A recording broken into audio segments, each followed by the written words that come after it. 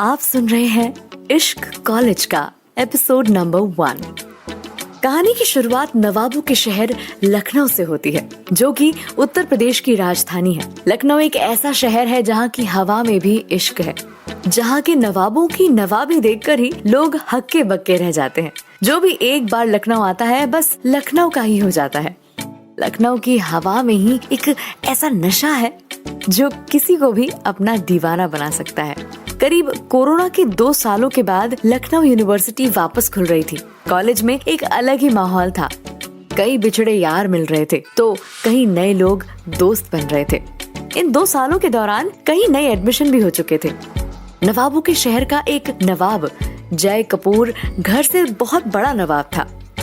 पिता पूरे लखनऊ शहर के जाने माने बिजनेसमैन थे, जिनकी दादागिरी पूरे लखनऊ में चलती थी। जय के परिवार में कुल 4 सदस्य थे। पिता का नाम सत्या था, पर पूरा लखनऊ उन्हें सत्या दादा के नाम से जानता था। माता का नाम दया था।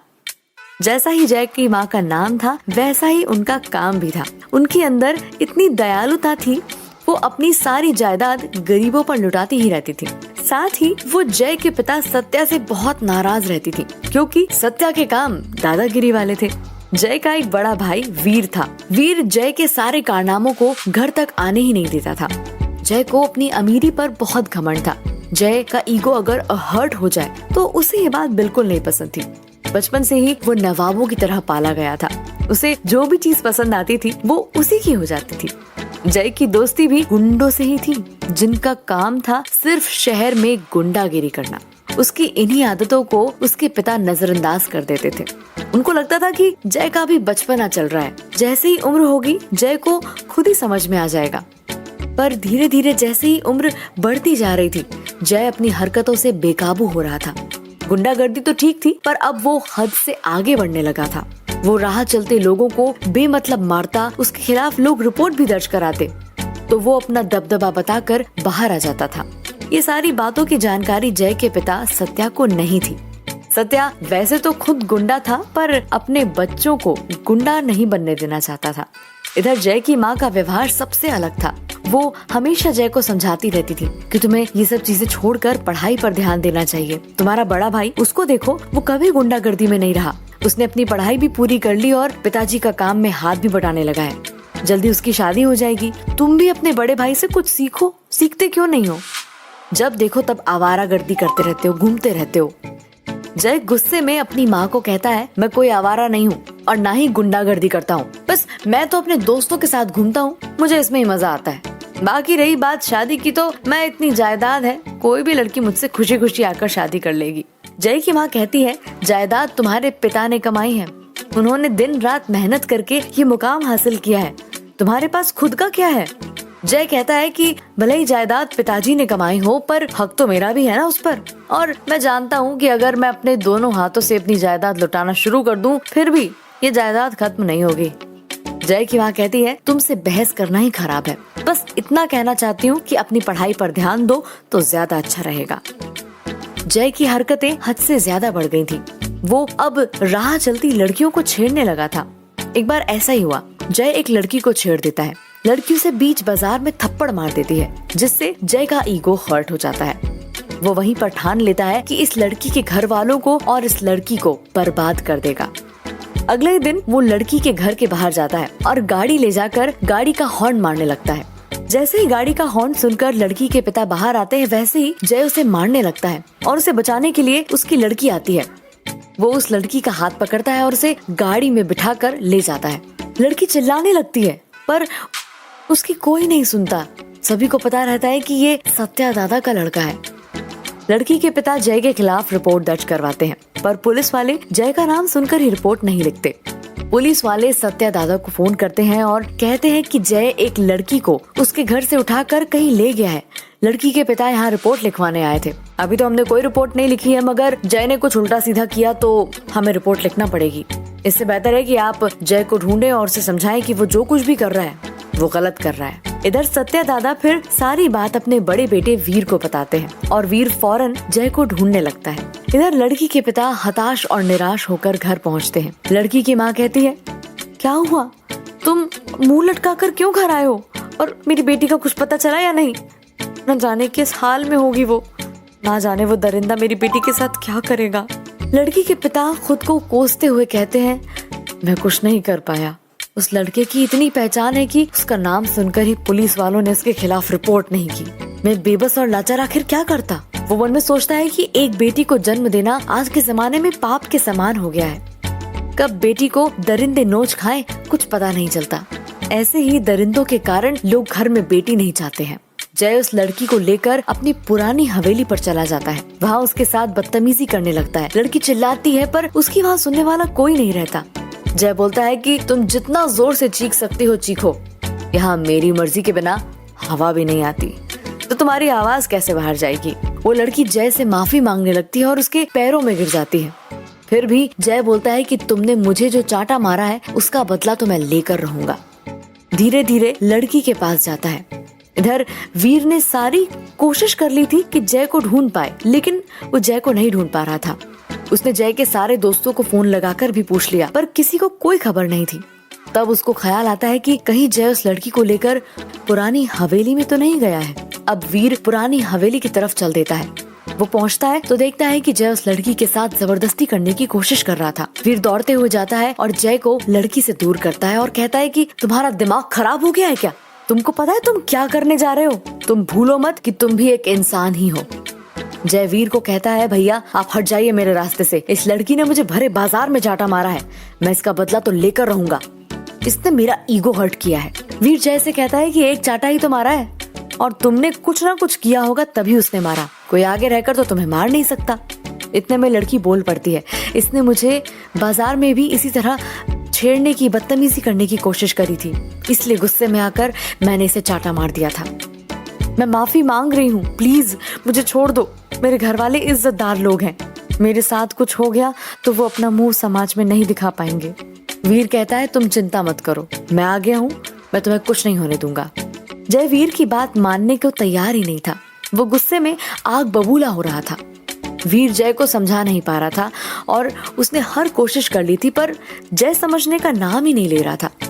फिर वीर अपने पिता सत्या को फोन लगाता है और सारी बातें बताता है। सत्या अपनी पुरानी हवेली पर आता है और जय को समझाता है और कहता है कि अगर तुमने लड़की के साथ कुछ गलत कर दिया तो फिर मैं तुम्हें नहीं बचा पाऊंगा। अब तुम्हें अगर इतना ही बदला लेना है तो ले लो बदला, पर इसके आगे जो भी होगा तुम खुद ही देख लेना। वैसे भी तुम हम लोगों की सुनते ही कहाँ हो। जय अपने पिता की बातें सुनकर उस लड़की को छोड़ देता है। वीर उस लड़की को उसके घर पर छोड़कर आता है। लड़की के घर वाले लड़की से पूछते हैं कि क्या हुआ तुम्हारे साथ। लड़की सारी हकीकत बता देती है। वीर लड़की के घर वालों के सामने माफी मांगने लगता है और कहता है कि मेरा भाई थोड़ा पागल है, आप हमें माफ कर दीजिए। लड़की के घर वाले भी उसे जाने देते हैं। जय अपने पिता सत्या के साथ घर आता है। सत्या सारी बात अपनी बीवी को बताता है। सत्या की बीवी दया सत्या को सुनाने लगती है। कहती है कि तुम्हारी अमीरी ने जय को पागल कर दिया है, यहाँ पढ़ाई को छोड़कर गुंडागर्दी करने लगा है। तुम इसे किसी अच्छे से कॉलेज में एडमिशन क्यों नहीं दिला देते? इतने में जय बोल पड़ता है, मुझे किसी कॉलेज में नहीं जाना, मुझे जितनी भी पढ़ाई करनी थी मैंने कर ली, इसके आगे अब मैं नहीं पढ़ना चाहता। जय के मुंह से ये बातें सुनकर सत्या एकदम चौंक जाता है।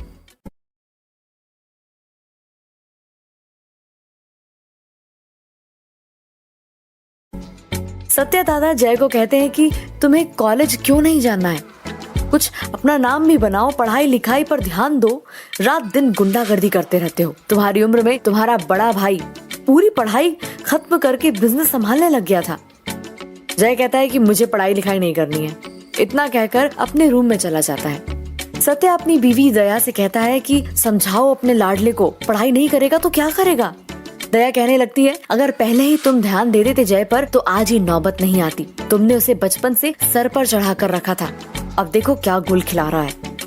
वीर के कारण आज तक हमने किसी की दो बात नहीं सुनी और जय के कारण घर में पुलिस आने लगी है। मैं तो कुछ नहीं जानती, तुम किसी अच्छे कॉलेज में बात करो, मैं जय को सब मना लूंगी। सत्या दादा कहता है, ठीक है, मैं जय के लिए कोई सी अच्छी कॉलेज ढूंढता हूँ। इधर जय की माँ जय को समझाती है और मनाने लगती है, पर जय सुनने को तैयार ही नहीं था। फिर उसकी माँ कहती है, अगर तू कॉलेज नहीं जाएगा तो वीर के साथ साथ तेरे लिए भी लड़की ढूंढ देते हैं और तेरी भी शादी करवा ही देते हैं। कम से कम तू काम धंधे पर तो लग जाएगा। जय कहता है कि मैं शादी अभी नहीं करूंगा। फिर उसकी माँ कहती है या तो शादी करनी पड़ेगी या फिर तुझे कॉलेज जाना पड़ेगा, दो में से कोई एक चीज पता, सोच ले आराम से। जय सोचता है कि शादी करने से अच्छा है कॉलेज चला ही जाए। फिर वो अपनी माँ को कहता है ठीक है, आप लोग इतना ही कह रहे हो तो मैं कॉलेज कर ही लेता हूँ। जय की माँ दया अपने पति सत्या को कहती है कि जय मान गया है कॉलेज जाने के लिए, अब आप जल्दी से उसके लिए कोई अच्छी सी कॉलेज ढूंढ लीजिए और उसका एडमिशन करवाइए। सत्या दादा खुद लखनऊ यूनिवर्सिटी में जाते हैं। वहाँ के प्रोफेसर सत्या दादा को देखकर चौंक जाते हैं और पूछने लगते हैं आपका कैसे आना हुआ, कोई काम था तो हमें ही बुला लेते।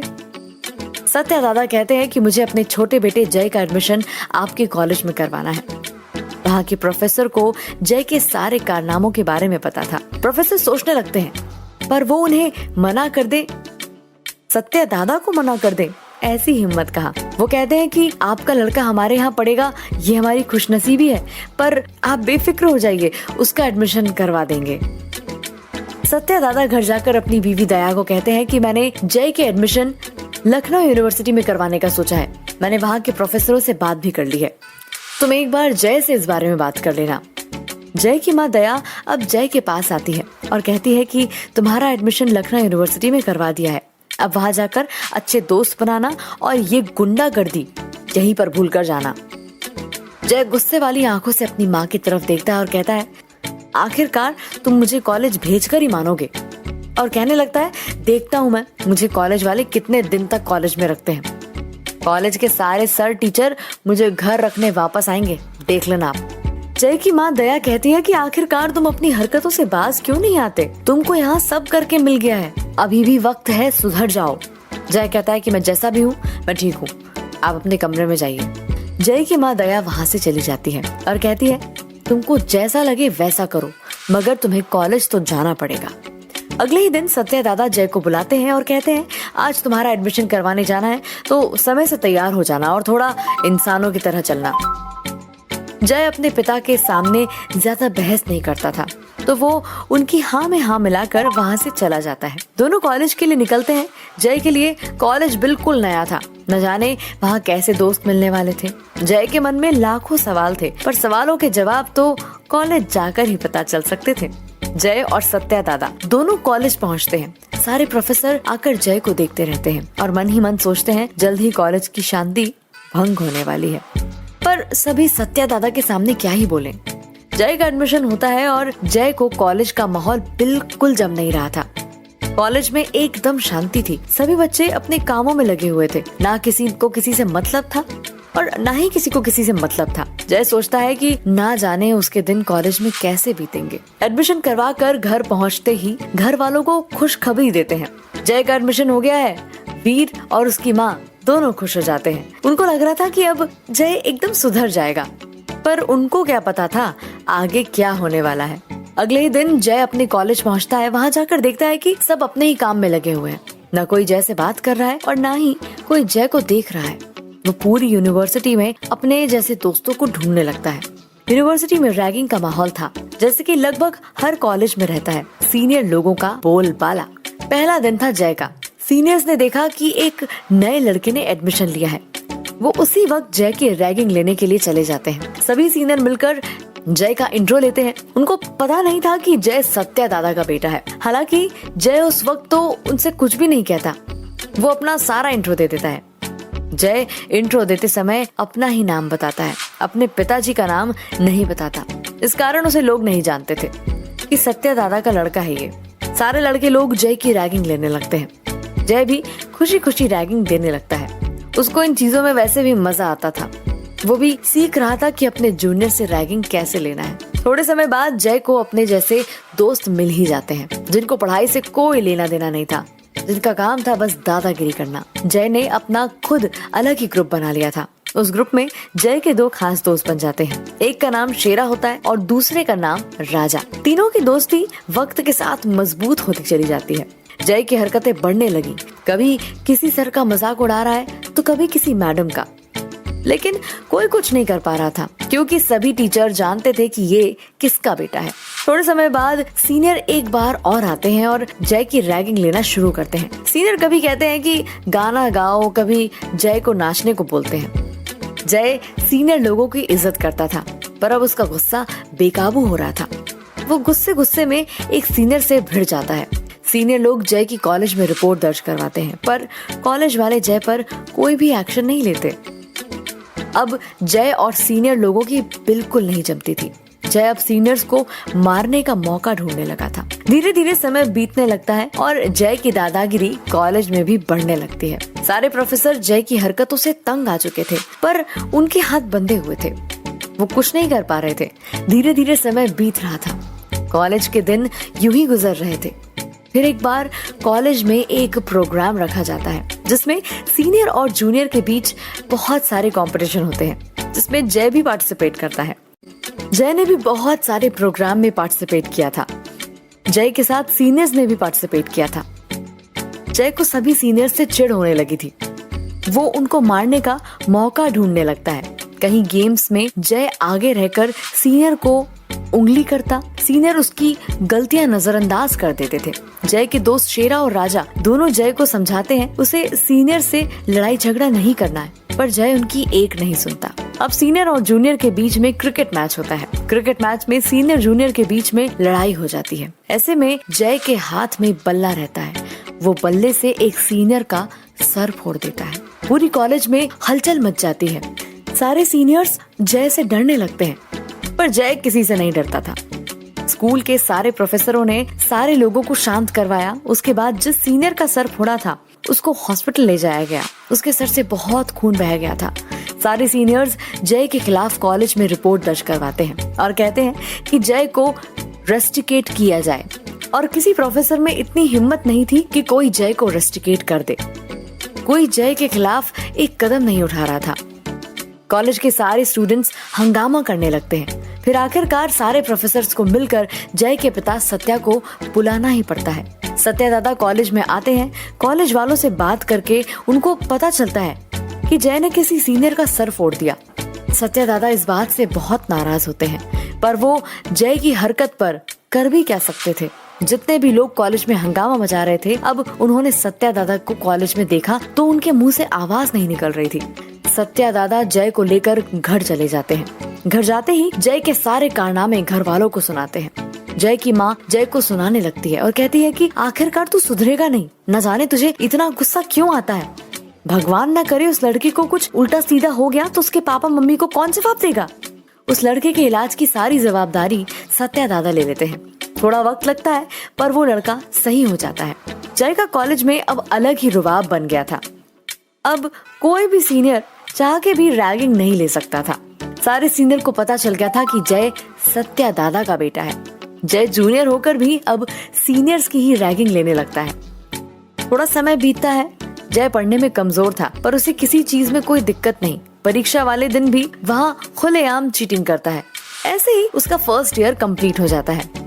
वो अब सेकेंड ईयर में पहुंच गया था। अब लखनऊ यूनिवर्सिटी में एक नया माहौल बन गया था। नए एडमिशन हो रहे थे, नए नए लोग मिल रहे थे। ऐसे में ही मध्य प्रदेश की राजधानी भोपाल की एक लड़की जिसका नाम हयात था, वो भी उस कॉलेज में एडमिशन लेती है। हयात का जितना सुंदर नाम था, उससे भी कई ज्यादा वो दिखने में सुंदर थी। हयात का व्यवहार एकदम सरल और अच्छा था। साथ ही थोड़ा वो नकचड़ी थी, पर दिल की एकदम साफ थी। हयात के पिताजी भोपाल के सबसे बड़े बिजनेसमैन हैं, जिनका नाम हरेंद्र ओबरॉय है। हयात की माँ का नाम माधुरी है, जो कि हाउसवाइफ है। हयात का एक बड़ा भाई भी है, जिसका नाम वासु है। वासु की जान हयात में बसती है। वासु हयात से बड़ा है और बड़ा होने के वो सारे फर्ज निभाता है। वो हयात पर अपनी जान लुटाता है। अब हयात का एडमिशन भी लखनऊ यूनिवर्सिटी में होता है। हयात के लिए भी वो कॉलेज एकदम अलग है, पर हयात को बिल्कुल भी वक्त नहीं लगता है दोस्त बनाने में। वो बहुत ही जल्दी सभी से दोस्ती कर लेती है। इधर जय अब सीनियर बन गया था और अब तो उसकी दादागिरी बढ़ती ही जा रही थी। वो अपने जूनियर से हद से ज्यादा रैगिंग लेने लगता है। एक बार कॉलेज की कैंटीन में जब जय और उसके कुछ दोस्त साथ में चाय पी रहे थे, तब जय की नजर हयात पर पड़ती है। जय उसे देखकर उसी में खो जाता है। वो उसे ही देखता रहता है। इस दौरान उसकी चाय कब ठंडी हो जाती है उसे पता ही नहीं चलता। जय को राजा और शेरा भी पूछते हैं कि तेरा ध्यान कहाँ है, तेरी चाय ठंडी हो गई, अभी तक तूने चाय क्यों नहीं पी। पर जय उनकी बातों पर ध्यान ही नहीं देता। वो जय को जोर जोर से आवाज देने लगते हैं, फिर भी जय को सुनाई नहीं देता। जय बस हयात को ही देखता रहता है। अब शेरा और राजा दोनों जय को हिलाते हैं, तब जाकर जय का ध्यान शेरा और राज पर पड़ता है। फिर शेरा और राज कहते हैं, क्या हो गया, कहाँ खोया है? हम तुझे कब से आवाज दे रहे हैं, तू कोई जवाब भी नहीं दे रहा है। जय उस वक्त तो टाल देता है कि ऐसे ही ख्यालों में कहीं खो गया था। तीनों अपनी चाय खत्म करते हैं और वहां से चल देते हैं। अब जय हयात को हर जगह ढूंढने लगता है। उसे पता नहीं था कि ये उसकी जूनियर है। एक बार सीनियर और जूनियर के बीच में एक मीटिंग रखी जाती है, जिससे एक दूसरे से सभी लोग कनेक्ट हों। जय को लगभग सारे लड़के जानते थे, क्योंकि जय ने लगभग सारे जूनियर्स की रैगिंग ले रखी थी। वहीं जूनियरों में लड़के और लड़कियां सभी आते हैं। तभी जाकर जय की दोबारा नजर हयात पर पड़ती है। तब जाकर उसे पता चलता है कि हयात उसकी जूनियर है। अब वो सारे जूनियर से बड़ी शराफत से बात करता था। उसमें ये बदलाव देखकर शेरा और राजा चौंक जाते हैं और पूछते भी हैं कि तुझमें अचानक इतना बदलाव कैसे आ गया। साथ ही सारे जूनियर भी चौंक जाते हैं। उनको विश्वास नहीं होता कि जय इतना सीधा कैसे बन गया। जय जब भी किसी जूनियर को बुलाता है तो वो जूनियर जय के नाम से भी डरने लगता था। एक बार कॉलेज में जय की एक लड़के से लड़ाई हो जाती है। लड़का हयात का दोस्त ही रहता है। जय उस लड़के को बहुत मारता है। इतने में हयात उस लड़के को बचाने के लिए जय के पास आ जाती है।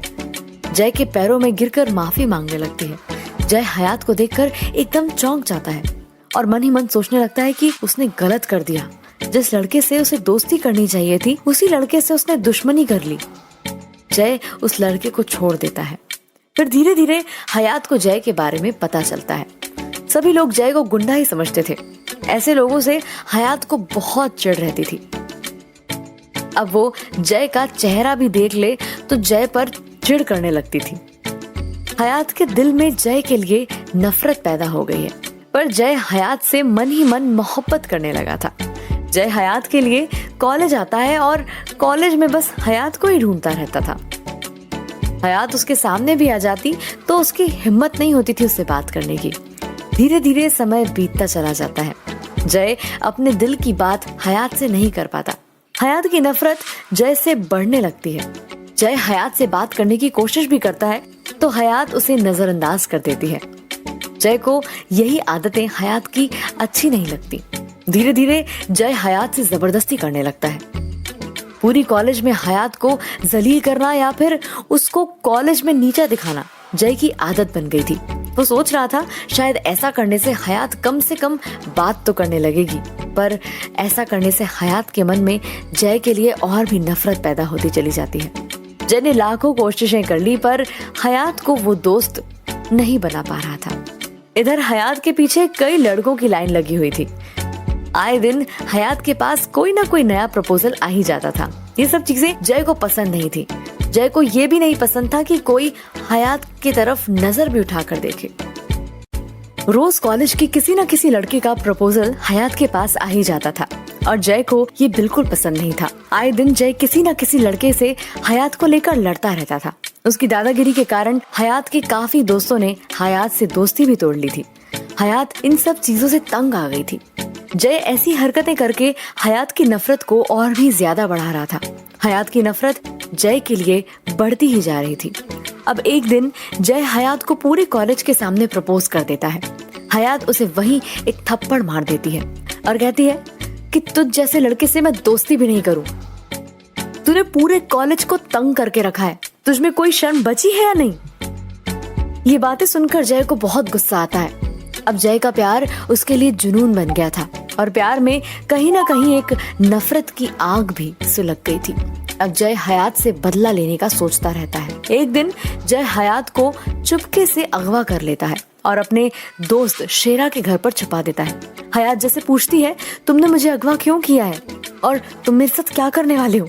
जय कहता है कि मैंने तुमसे प्यार से बात करी पर तुमने माना नहीं। अब मैं तुम्हारे साथ जबरदस्ती करूंगा और यहाँ तुम्हें सुनने वाला कोई नहीं होगा। पूरे कॉलेज में भी हंगामा मच जाता है। कॉलेज से हयात गायब हो गई थी, पर किसी को ये नहीं पता था कि उसको गायब जय ने किया है। सारे कॉलेज वाले हयात को ढूंढने लगते हैं, पर हयात का कोई अता पता नहीं होता। कॉलेज वाले हयात के गुम होने की रिपोर्ट भी लिखवा देते हैं। अब पुलिस वाले भी हयात को ढूंढने लगे थे, पर हयात का किसी को कुछ नहीं पता था। इधर जय हयात के पास जाता है। हयात जैसे माफी मांगने लगती है, पर जय हयात की एक नहीं सुनता। वो जबरदस्ती हयात का हाथ पकड़ लेता है और उसके साथ जबरदस्ती करने लगता है। हयात चिल्लाने लगती है। उसकी आवाज जय का दोस्त शेरा सुन लेता है। शेरा जल्दी से भागते हुए वहाँ पहुँचता है और वहाँ देखता है कि जय हयात के साथ जबरदस्ती कर रहा है। फिर शेरा जय को समझाने लगता है, पर जय सुनने को तैयार नहीं था। उसे तो बस बदले की भावना दिख रही थी। शेरा जय को वहाँ से ले जाता है और फिर जय को कहता है कि ऐसे में तो बात और बिगड़ जाएगी। अगर हयात के मन में थोड़ा बहुत भी प्यार होगा तो प्यार भी अब तुम्हारे लिए नहीं बचेगा। एक तो पहले ही तुमने गलती कर दी है जो हयात को अगवा कर लिया है। थोड़ा प्यार से बात करो हयात से, शायद वो तुम्हारी भावनाओं की कद्र करे। जय शेरा की बातों पर गौर करता है और उसे लगता है कि शायद शेरा सही कह रहा है। जय फिर हयात के पास जाता है और उससे माफी मांगने लगता है और कहता है कि मुझे माफ कर देना, पर मैं तुमसे बहुत ज्यादा प्यार करता हूँ। तुम मेरी बात को समझने की कोशिश तो करो। मैं तुम्हें बहुत खुश रखूंगा। मैं इतना भी बुरा नहीं हूँ जितना तुम समझती हो। हयात इतने में बोल पड़ती है। कहती है कि तुम एक लड़की को उसकी मर्जी के बिना यहाँ अगवा करके ले आए हो और फिर कह रहे हो कि तुम बुरे नहीं हो। भला इससे भी बुरा कोई इंसान और क्या हो सकता है। अगर तुम मुझसे प्यार ही करते हो तो यहाँ अगवा करके नहीं लाते। जय हयात से माफी मांगते हुए कहता है, मैं सच में तुमसे बहुत प्यार करता हूँ। मैंने गुस्से में ये सब कुछ कर दिया है। इसके बाद जय हयात को छोड़ देता है। हयात उससे गुस्से भरी नजरों से देखती रहती है और वहाँ से निकल जाती है। कॉलेज पहुँचते ही सारे कॉलेज के बच्चे और प्रोफेसर हयात से पूछते हैं कि किसी को बिना बताए तुम कहाँ चली गई थी। हयात कहती है कि मुझे अगवा कर लिया गया था। सारे प्रोफेसर और बच्चे ये बात सुनकर एकदम चौंक जाते हैं और कहते हैं कि तुमको किसने अगवा कर लिया था और छोड़ क्यों दिया फिर। हयात गुस्सा निकालते हुए कहती है कि कॉलेज में तुम जानवरों को पढ़ाओगे तो वो जानवर जैसी हरकतें करेंगे ही। कॉलेज वाले कुछ समझ नहीं रहे थे कि हयात कहना क्या चाह रही थी। वो हयात से पूछने लगते हैं, आखिरकार तुम्हारे साथ ऐसा किसने किया, हमें नाम तो बताओ। हयात कहती है, मैं तुम्हें नाम भी बता दूंगी तो आप उसका कुछ नहीं कर पाओगे। अब जो भी करना है मैं खुद करूंगी। अब कॉलेज वालों को ये समझ में आ गया था कि ये कारनामा जय ने ही किया होगा। हयात पुलिस स्टेशन जाती है और जय के खिलाफ रिपोर्ट दर्ज करवाती है। रिपोर्ट में कहती है कि जय ने उसके साथ जबरदस्ती की है। पुलिस वाले हयात के सामने तो रिपोर्ट लिख लेते हैं, पर उसके जाते ही वो रिपोर्ट को फाड़ देते हैं। जय दूसरे दिन वापस कॉलेज आता है और उसकी हरकतें वापस चालू कर देता है। वो हयात से बार बार बात करने की कोशिश करता है। हयात उसे नजरअंदाज करती है। हयात उसी दिन वापस पुलिस स्टेशन जाती है और जाकर कहती है कि तुमने अभी तक जय को जेल में क्यों नहीं डाला है। मैं कल रिपोर्ट लिखवा कर गई हूँ, आज वो वापस मेरे साथ बदतमीजी करने की कोशिश कर रहा है, तुम उसके खिलाफ कोई एक्शन क्यों नहीं ले रहे हो। पुलिस वाले हयात को समझाते हैं और कहते हैं कि रिपोर्ट लिखवाने से कुछ भी नहीं होगा, हम उसके खिलाफ कुछ नहीं कर सकते।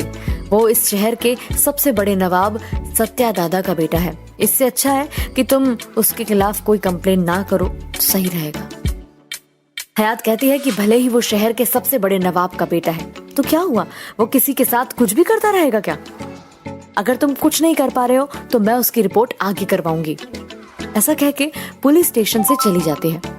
पुलिस स्टेशन से जाने के बाद हयात के दोस्त हयात को समझाते हैं कि जय के खिलाफ एफआईआर करके कोई फायदा नहीं है। लखनऊ शहर पूरा जय के पिताजी ही चलाते हैं। हयात कहती है कि उसके पिताजी भले ही पूरा शहर चलाते होंगे, पर मैं भी हाथ पर हाथ धरकर नहीं बैठ सकती। हयात अब अपनी रिपोर्ट को एक लेटर में लिखकर अलग अलग पुलिस स्टेशन में पहुंचाती है, पर जय के खिलाफ कोई भी कार्रवाई नहीं करता है। फिर भी हयात हार नहीं मानती है, वो लेटर लिखते जाती है। आखिरकार एक दिन उसकी गुजारिश एक पुलिस स्टेशन में सुन ली जाती है। अगले दिन कॉलेज में पुलिस आ जाती है और जय को ढूंढने लगती है। जय को पकड़कर पुलिस थाने में ले जाती है। पूरे कॉलेज में हाहाकार मच जाता है। सारे प्रोफेसर चौंक जाते हैं। वो सोचते हैं कि अगर ये बात सत्या दादा को पता चल गई तो कॉलेज बंद हो जाएगा, पर अब वो ये बातों को छुपा भी नहीं सकते थे। सारे प्रोफेसर हयात के सामने गिड़गिड़ाने लगते हैं और कहते हैं कि तुम अपनी कंप्लेन वापस ले लो वरना कॉलेज बंद हो जाएगा। हयात किसी की एक नहीं सुनती। वो अपनी कंप्लेन लेने से साफ इनकार कर देती है। इधर जय को पुलिस ले जाती है, पर जय प्यार में इतना पागल हो गया है कि उसे कुछ भी फर्क ही नहीं पड़ रहा होता है। अब हताश होकर सारे कॉलेज प्रोफेसर आखिरकार सत्या दादा को सारी बातें बताते हैं और सत्या दादा कॉलेज में आता है और पूछता है कि किसने मेरे बेटे को जेल में डलवाया है। हयात निडर होकर सामने आ जाती है और कहती है मैंने करवाया है। सत्या दादा उससे पूछते हैं कि ऐसा तुमने क्यों किया। हयात कहती है कि तुमने अपने बच्चे को बिगाड़ दिया है, उसे लड़कियों से बात करना नहीं आता है और उसकी ये कॉलेज में कंप्लेन भी करो तो कोई सुनता नहीं है। उसने मुझे अगवा किया था और मेरे साथ बदतमीजी करने की कोशिश करी थी। शुक्र है कि उस दिन उसका दोस्त वही था, वरना मेरे साथ क्या क्या करता मुझे ही नहीं पता। जय के पिताजी हयात के मुंह से ये बात सुनकर एकदम चौंक जाते हैं और कहते हैं कि मुझे तो इस बात की कोई खबर भी नहीं। कॉलेज के सारे प्रोफेसर की तरफ देखते हुए ये कहते हैं कि मुझे ये बात क्यों नहीं बताई आप सभी ने। सत्या दादा कॉलेज के प्रोफेसरों से पूछते हैं कि तुमने मुझे ये सारी बातें क्यों नहीं बताई। कॉलेज के सारे प्रोफेसर कहते हैं कि हम कभी बताते तो आप और हमसे नाराज हो जाते, इसी कारण हमने आपको कुछ भी नहीं बताया। अब सत्या दादा हयात से जय की तरफ से माफी मांगते हैं। हयात मन ही सोचती है कि लोग ना जाने इनसे इतना क्यों डरते हैं, ये तो बड़े अच्छे व्यक्ति हैं। हयात फिर सत्या दादा को कहती है थोड़ा जय को भी समझाओ, सभी पर दादागिरी बताते रहता है। सभी बच्चे यहाँ दूर दूर से पढ़ने आए हैं और वो उनको परेशान करते रहता है। सत्या दादा कहते हैं कि जय को मैं समझाऊंगा, पर फिलहाल तुम अपनी कंप्लेन वापस ले लो। हयात सत्या दादा की हालत देखकर अपनी कंप्लेन वापस ले लेती है। सत्या दादा के जाते ही हयात अपने दोस्तों से कहती है कि तुम सब लोग इनसे इतना क्यों डरते हो, उन्होंने मुझे तो बहुत अच्छे से बात करी। हयात के दोस्त बताते हैं कि आज उनका मूड अच्छा था तो तुम बच गई, वरना तुम्हारा इस कॉलेज में पढ़ना मुश्किल हो जाता। हम तुम्हें समझा रहे हैं, इन लोगों से उलझना अच्छी बात नहीं है हयात। जय के पिताजी उसको छुड़वा कर लाते हैं और घर पर ले जाकर चिल्लाने लगते हैं और कहते हैं कि तुम्हें उस लड़की को अगवा करने की क्या जरूरत थी। तुम्हें तुम्हारी इज्जत का तो कोई ख्याल नहीं है, पर हमारी इज्जत का तो ख्याल रखो। जय कहता है कि मुझे उस लड़की से प्यार हो गया है, इसलिए मैं उसे अगवा करके ले आया था। जय के घर वाले ये बात सुनकर एकदम चौंक जाते हैं और कहते हैं कि प्यार करने का ये कौन सा नया तरीका है। जय कहता है कि वो लड़की मुझसे प्यार नहीं करती, इसलिए मुझे उसको अगवा करना पड़ा। जय के घर वाले कहते हैं कि वो लड़की तुमसे प्यार नहीं करती तो तुम उसके पीछे क्यों पड़े हो। जय कहता है कि वो भले ही मुझसे प्यार करे या ना करे, पर मैं तो उसे अपना दिल दे बैठा हूँ और मुझे कुछ समझ में नहीं आ रहा है कि मुझे क्या करना चाहिए। इतना कह के वो अपने कमरे में चला जाता है। अगले ही दिन जय अपने कॉलेज वापस आता है, पर वहाँ एकदम नॉर्मल हो जाता है। ना ही कुछ हरकतें करता है और ना ही किसी को परेशान करता है। कॉलेज के सारे बच्चे उसे देखकर एकदम आश्चर्यचकित हो जाते हैं, सोचते हैं कि जय इतनी जल्दी कैसे बदल गया। अब तो आगे होकर जूनियर भी जय के पास आ जाते हैं, फिर भी जय उनको कुछ नहीं बोलता था। जय का घर पर भी रवैया बदल गया था, जैसे मानो किसी बात का उसे बहुत बुरा लग गया हो। पर जय के मन में तो कुछ अलग ही चल रहा था। अब क्या चल रहा था वो सिर्फ जय को ही पता था। जय की ऐसी हालत देखकर घर वालों को काफी हैरानी हो रही थी। साथ ही जय की माँ दया को जय की बहुत चिंता होने लगी थी। जय किसी से सही से बात ही नहीं कर रहा था। धीरे धीरे समय बीतता जाता है। जय का प्यार हयात के लिए और भी बढ़ते चले जाता है। जय को रात दिन हयात के ख्वाब सताने लगते हैं। थोड़े दिन बाद हयात की एक लड़के से दोस्ती हो जाती है। लड़के का नाम हर्ष है। हर्ष हयात का ही बैचमेट था, साथ ही पढ़ने में भी बहुत अच्छा था। हर्ष भी कहीं ना कहीं हयात को पसंद तो करता था, पर हयात के मन में हर्ष के लिए ऐसा कुछ भी नहीं था। हयात सिर्फ हर्ष को अच्छा दोस्त मानती है। दोनों की दोस्ती काफी गहरी हो जाती है। इधर जय के दोस्त शेरा और राजा, इनको गलतफहमी हो जाती है। उन दोनों को लगता है कि हयात हर्ष के साथ रिलेशनशिप में आ गई है। राजा और शेरा दोनों दौड़कर जय के पास जाते हैं और जय को सारी बात बताते हैं। कहते हैं कि देख लो, जिस लड़की के कारण तुमने अपना ये हाल बना रखा है, वो हर्ष के साथ मजे मार रही है। जय को ये बात सुनकर बहुत गुस्सा आता है। गुस्से में हर्ष के पास जाता है और उससे मारपीट करने लगता है। हर्ष जय से पूछता है कि तुम मुझे मार क्यों रहे हो।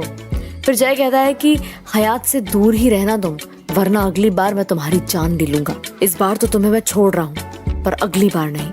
इसी कारण हयात और हर्ष की दोस्ती टूट जाती है।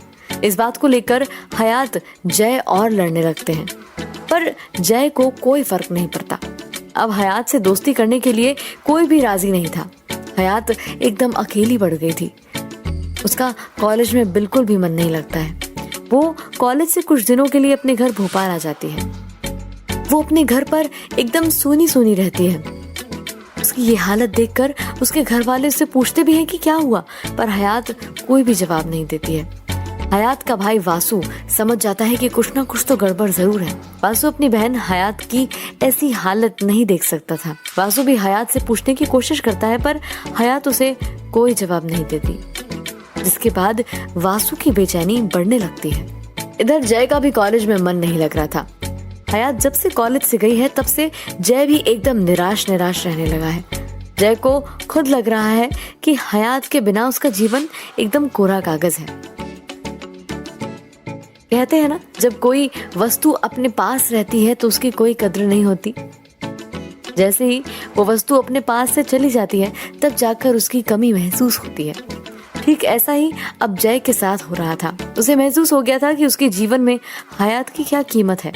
इधर हयात के भाई वासु की बेचैनी बढ़ने लगती है। इधर हयात के भाई वासु की बेचैनी बढ़ने लगी थी।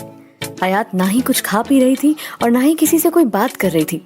वासु सोचता है कि अब जो कुछ भी पता चल सकता है हयात के कॉलेज से ही पता चल सकता है। वासु घर वालों से बहाना करके घर से लखनऊ के लिए निकल पड़ता है। हयात की माँ माधुरी बार बार हयात से पूछने की कोशिश भी करती है, कुछ हुआ हो तो हमें बताओ। तुम आई हो तब से ना किसी से बात कर रही हो और ना ही घर से बाहर निकल रही हो। हयात कहती है कि मुझे कुछ भी नहीं करना और ना ही मुझे कुछ हुआ है, बस ऐसे ही घर से बाहर नहीं निकल रही हूँ। इधर हयात का भाई वासु लखनऊ पहुंच जाता है। लखनऊ पहुंचकर वो सीधा हयात की यूनिवर्सिटी के लिए निकल जाता है। कॉलेज में पहुंचकर सारे प्रोफेसरों से पूछने की कोशिश करता है, पर प्रोफेसर कुछ भी नहीं कह पाते। वो ये कहकर टाल देते हैं कि हयात तो यहाँ पर बिल्कुल ठीक है। वासु अब कॉलेज में हयात के दोस्तों से मिलता है और उनसे जानकारी लेने की कोशिश करता है। हयात के दोस्त वासु को जो भी हयात के साथ हुआ वो सारी बातें बता देते हैं। ये बात सुनकर वासु के पैरों से जमीन खिसक जाती है और वो कहता है कि हमको तो इस बात की कोई जानकारी भी नहीं थी कि हयात के साथ इतना कुछ हुआ। वो तुरंत दौड़कर कॉलेज के हेड के पास जाता है और उनसे कहता है कि इतना कुछ हो गया मेरी बहन के साथ और आपने घर पर एक बात बताना भी वाजिब नहीं समझा और ना ही उस लड़के के खिलाफ आपने कोई एक्शन लिया। कॉलेज का हेड कहता है कि हम आपको बता भी देते तो आप क्या कर लेते। आप जानते भी हो जय कौन है, लखनऊ के सबसे बड़े नवाब का बेटा है। वो आपको उसका बाल भी बांका नहीं करने दे सकते।